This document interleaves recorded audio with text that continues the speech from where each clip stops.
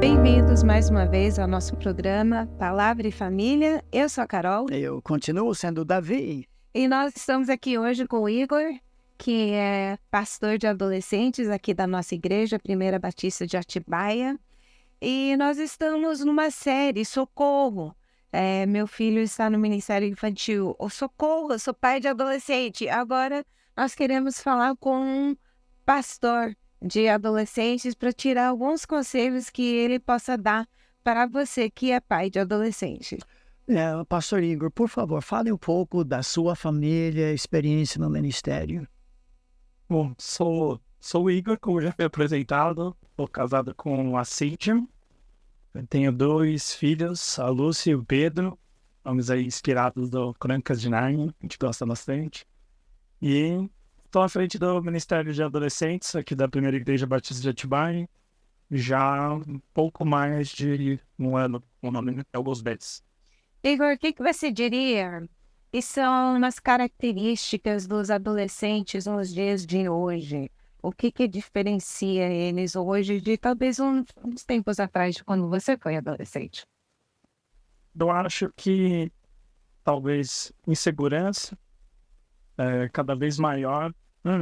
Acho que as mudanças do corpo em uma criança, um corpo já maduro de adulto, só que sem essas responsabilidades de um adulto, ainda entendendo essas mudanças, essas dificuldades. Então, às vezes o corpo cresce de maneira ainda não uniforme, disfarce. Então, às vezes a orelha cresce primeiro, o nariz, tem um narigão.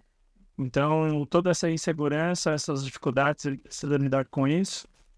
Mas eu acho que poderia falar também sobre egoísmo, sobre como às vezes eles são voltados plenamente para si. Acho que a pandemia agravou bastante isso. O tempo solitário, no celular, eles fizeram aulas online. Às vezes alguns até desligavam a câmera durante a aula, então não tinha esse contato, esse relacionamento, eram voltados totalmente para si. Mas eu acho que a característica geral é que ela não fala só dos adolescentes de agora, mas fala dos adolescentes do passado. Provavelmente vão ser as características dos adolescentes do futuro, é a ausência de sabedoria. Eu acho que isso é o que a Bíblia aponta tantas vezes em Provérbios. Acho que por isso é a repetição de Salomão, né? Ouça meu filho, e apontando sempre, busca a sabedoria.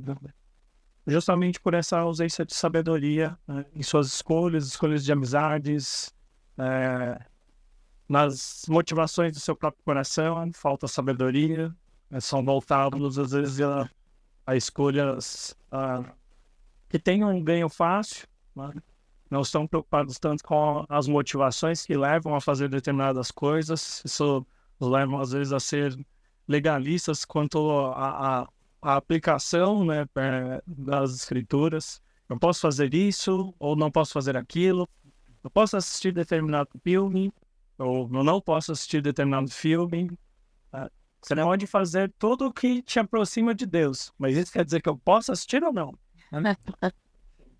Querem decisões fáceis. Eu gostei muito que você menciona o livro de Provérbios, tem sido a minha paixão por muito tempo.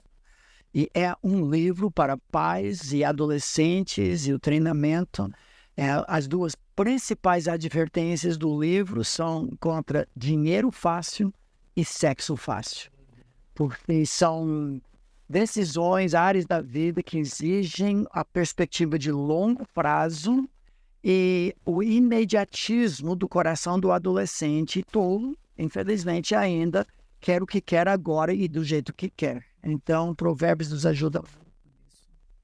Para pensar os discursos iniciais de 1 a 9, de 5 a 7 ele vai falar justamente sobre a flexibilidade, e tiver um parâmetro sobre as nossas conversas que devemos ter, né? O quanto isso é um tema importante a ser trabalhado. Cerca de 33% do assunto com os adolescentes precisa ser isso, porque bom já entendeu isso. Então ele pode aprender isso com sabedoria das escrituras, ele pode aprender no mundo. Agora, Igor, tem um fenômeno. Os pais estão tendo seus filhos cada vez mais tarde na vida. não são mais filhos da mocidade. Muitas vezes, como a palavra dá um certo valor, talvez pela a proximidade da época em que você mesmo foi adolescente. Então agora tem uma lacuna. O mundo de hoje não é o mundo desses pais de adolescentes que têm 40, 45, 50 anos de idade. Quais seriam os icebergs submersos que os pais não estão cientes ou e talvez ignorantes do que está acontecendo no mundo atual, na vida do seu filho adolescente, que os pais precisam ser atenados, precisam se ligar e se envolver. Algumas áreas que você destaca? Eu acho que uma delas, principalmente, é o uso das redes sociais. Às vezes a gente delega justamente esse poder para eles de telas, de celular, de fazer as suas próprias escolhas, porque é mais fácil entreter, né? E terceirizar isso. Então, você está me dando trabalho agora, tá o celular, assiste um pouquinho. Só que a gente vê que as redes sociais são uma tela sem lei. Eles não têm filtros daquilo que eles vão consumir, que eles podem ver. E a gente vê que, às vezes, uma métrica diferente numa busca leva para eles a um campo minado de possibilidades com as quais eles já têm contato com pornografia, coisas com relação à sexualidade, sensualidade. É um ambiente tóxico. É válido os pais vigiarem isso e até que ponto? É válido estabelecer limites, né? Limites não só de tempo, mas também de conteúdo, saber aquilo que seus filhos estão buscando e assistindo. E isso pode render boas conversas, né? Às vezes a gente fica preocupado somente com a fachada externa. Então, o comportamento em si, né? Então, a ira do adolescente, alguma coisa que ele faz por conta justamente daquilo que ele tem visto. Mas a gente precisa pegar essas oportunidades porque elas mostram, elas estão externando o coração do adolescente. A gente precisa trabalhar com relação às suas motivações. Então, saber o que ele tem consumido, o que ele tem assistido e direcionar isso por meio de conversas intencionais a fim de pastorear o coração. Como pai de adolescente, o que você diria para Como pastor? Ai, não, pastor. Vai ser. Pastor de adolescentes, o que você diria para os pais? Aí sim. Como que eles podem ajudar os filhos a ter um relacionamento, a andar com Deus? O que os pais podem fazer para ajudar? Porque, como pastor, obviamente, esse é o seu objetivo, o seu alvo. Mas como que os pais podem ajudar nisso? Creio que eles precisam, uma coisa, né? Eles precisam passar uma visão, a sua própria convicção da glória de Deus para os seus filhos. Então isso é importante, o peso da glória de Deus. O secularismo tem invadido, né, muitos lares, a igreja, e isso tem diminuído o peso da glória de Deus. Se eu, como diz o Provérbios 1:7, né, se o temor do Senhor é o princípio da sabedoria, transmitir a grandeza de Deus, a majestade de Deus, a santidade de Deus, para que eles possam ter essa reverência em amor sobre Deus, isso é imprescindível para que eles possam viver a vida ordinária. Porque o Provérbios ele não está falando sobre um misticismo ou algo, uma sabedoria transcendente, ele está falando sobre a aplicação da sabedoria para a vida.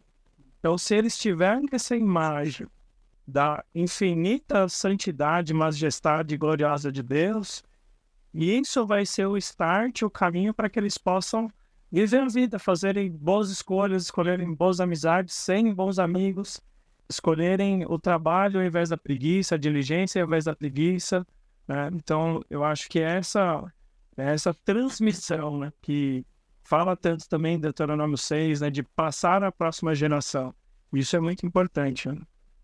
Não é cada igreja que tem um ministério voltado para adolescentes, infelizmente. Nós participamos de um ministério chamado Palavra da Vida, que tem como alvo apoiar igrejas locais para ter alguma coisa voltado para essa idade tão importante quando as decisões principais da vida estão sendo tomadas.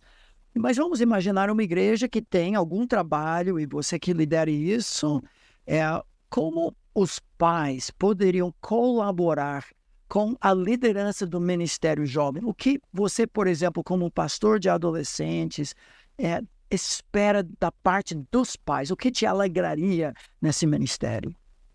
Eu acho que nós, principalmente de nós que estamos na liderança, essa proximidade com os pais.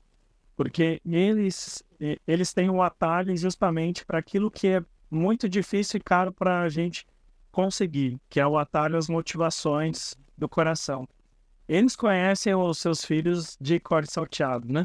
Então eles sabem, às vezes, no bater de porta, num telefonema. Foi bastante interessante uma atividade aqui da igreja, uma atividade de comunhão. Uma mãe me ligou perguntando se estava tudo bem com a filha dela, porque ela fez uma ligação para ela e percebeu, não está tudo bem. Então, a gente não tem ainda essa conexão e é caro porque a gente demora até chegar lá. Mas os pais conseguem esse atalho para a gente. Então, essa proximidade de apontar, né, as motivações, o gosto, as dificuldades, os problemas, aquilo que ele gosta ou não de fazer, isso nos ajuda, né, a captar, né, os adolescentes para as escrituras, para achar, olha, isso aqui, o problema externo é esse, mas o problema do coração é o outro, né? E é aqui que a gente precisa chegar. Os pais, eles colaboram muito com a gente quando eles dão esse atalho para a gente, no coração dos seus filhos. Muito bom. Muito obrigado, conselhos preciosos.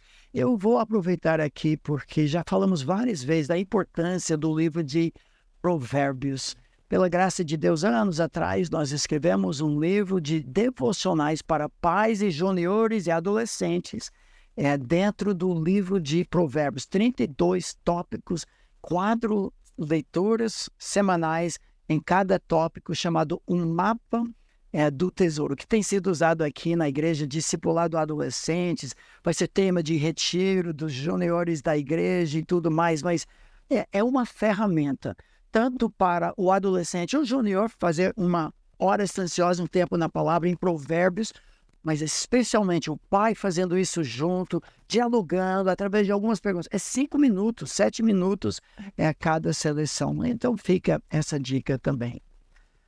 Pastor Igor, muito obrigado e que Deus abençoe seu ministério. E você que tem filhos adolescentes, se envolve com eles, é um investimento que vale por toda a eternidade. Que Deus os abençoe nisso.